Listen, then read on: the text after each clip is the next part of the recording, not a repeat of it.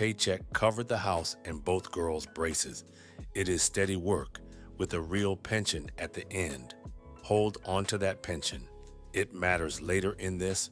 My wife and I had been married for 19 years. We raised two daughters who are grown and on their own. Both girls have their own apartments and their own lives. For 17 of those years, we were a regular family. We had the cookouts, the school games, all of it. I thought we had built something that would last. Then the last 2 years pulled it all apart. It started with the drinking, and it never let up. She had always liked a glass of wine after work.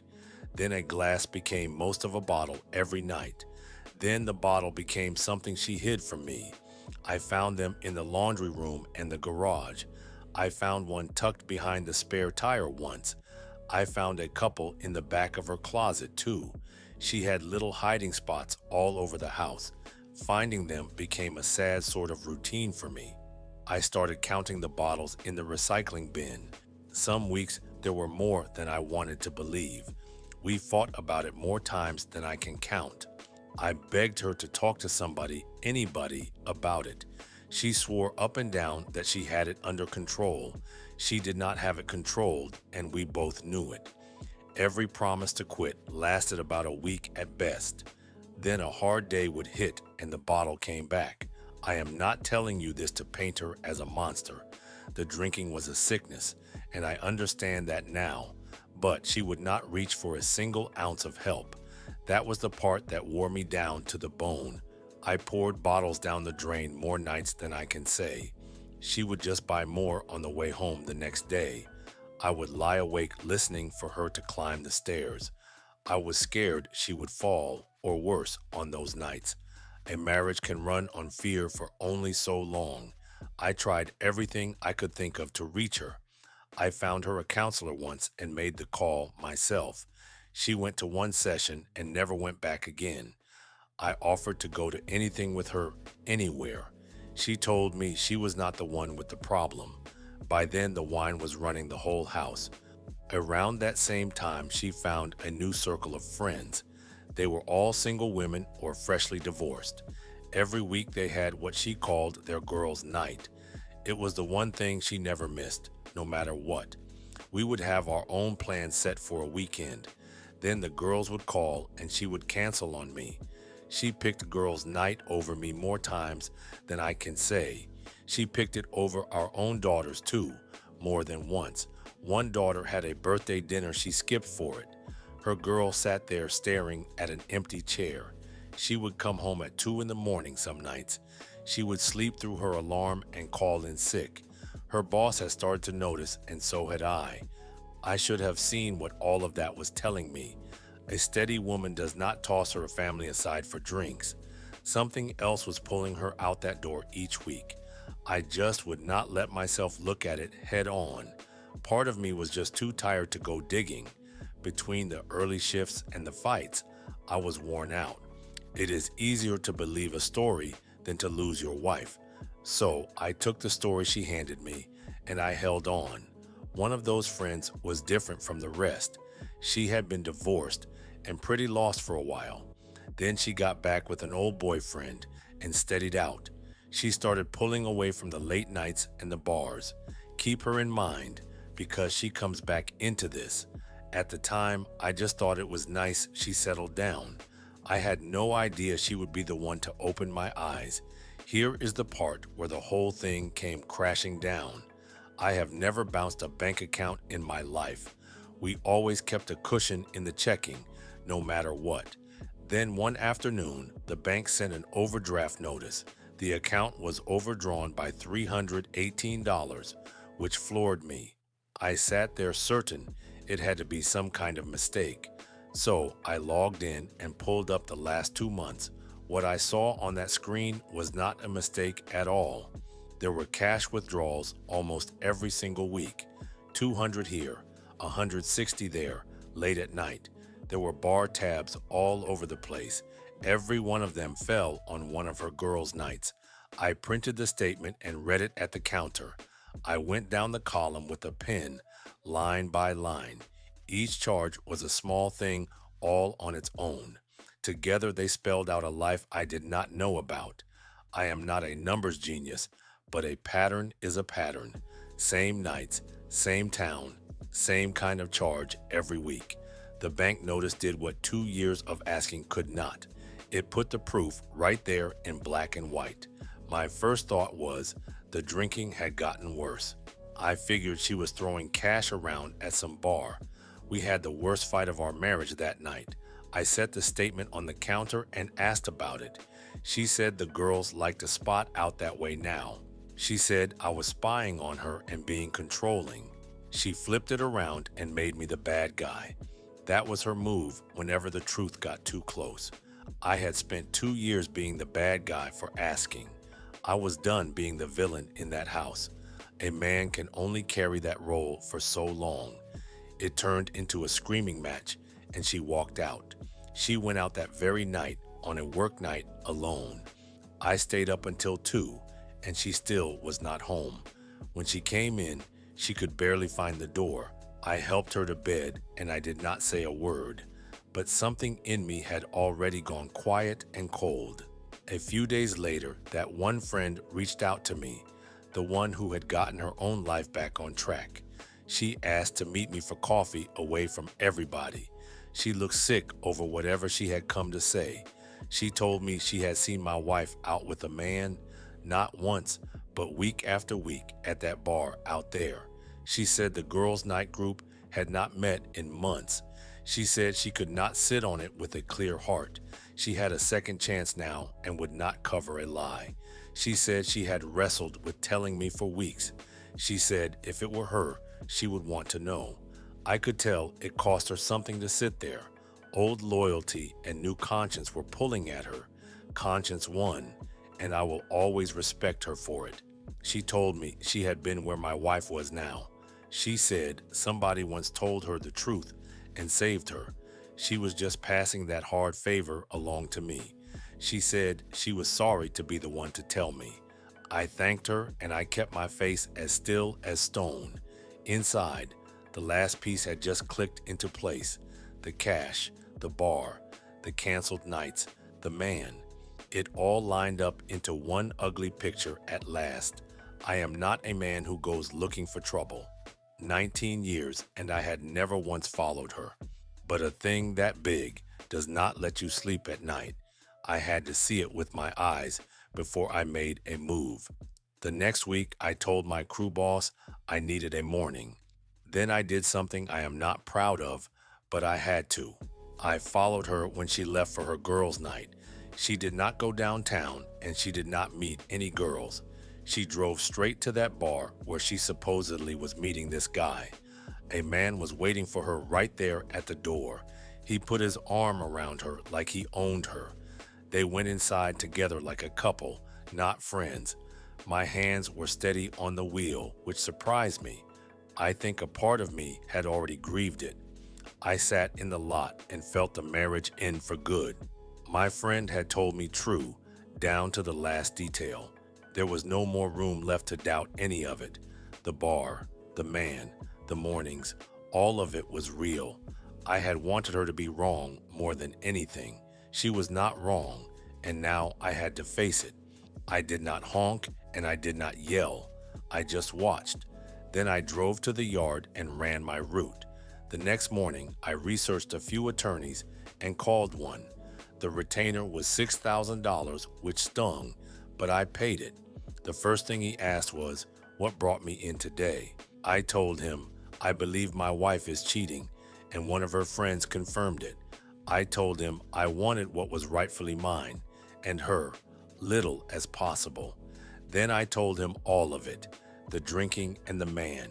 He was calm and plain, which is exactly what I needed. He did not sell me dreams, he sold me a plan. He sat back and started educating me. He said Connecticut does not make me prove fault to file. He said most folks file on a breakdown of the marriage, but he said the reason for the breakdown still counts. He said a judge weighs the cause when setting alimony. Her drinking and the other man were that cause. He warned me that 19 years is a long marriage. He said that length usually means real alimony for her. That made my stomach drop. I will be honest with you. But then he showed me how the fault cuts it down. He said the affair was a direct strike against support. He said the drinking and the lost jobs counted too. She could hold work. She kept drinking the jobs away, so a judge could give her short support, not a lifetime. That was a very different number than I had feared. He told me to gather every bank statement I had. He told me to write down the timeline of the drinking. He said the plain facts would do the heavy lifting. He told me not to confront her or tip my hand. He said, let the paper and the timeline speak for me. That was hard advice, but it was the right advice. Then we got to the pension, my biggest worry of all. 19 years with the city built a real benefit. I had paid into that pension for 19 straight years. The thought of handing half of it over made me sick. He told me the city pension is its own kind of animal. He said it is a government plan, not a company one. He said it does not split with the usual court order. He said it needs a special order written for these plans. Only the years we were married would count for her. He called that the marital portion set by a formula.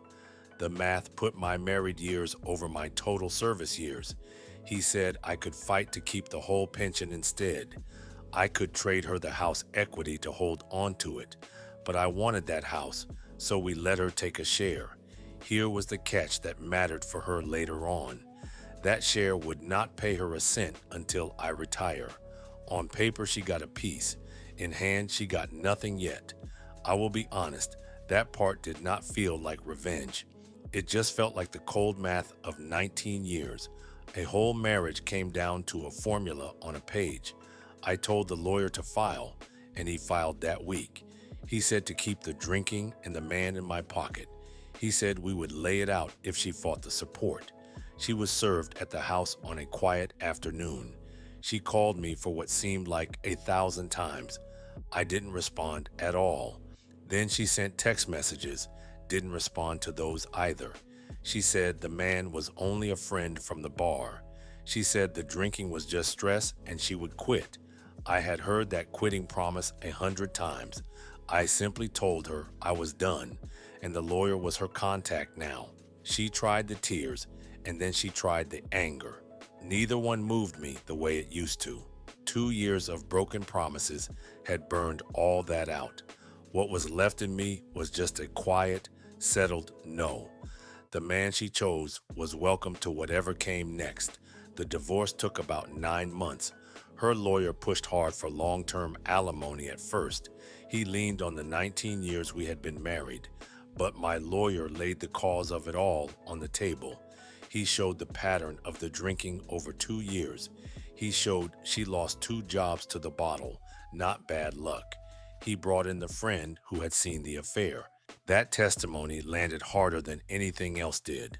A friend has no reason to lie about a thing like that. The judge could see she took no joy in saying it.